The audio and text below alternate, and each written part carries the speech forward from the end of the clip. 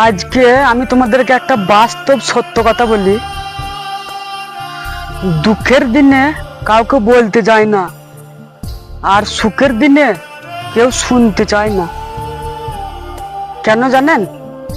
আমার দুঃখের দিনে আমি যদি কাউকে বলতে যাই, সে আমার কষ্টটাকে নিয়ে হাসি ঠাট্টা করবে, ইয়ার্কি ফচকুমো করবে, মানে কোনো সিরিয়াস নেবে না। আমার কষ্ট নিয়ে সে আনন্দ করবে। আর সুখের দিনে সে আমার সুখ সহ্য করতে পারবে না।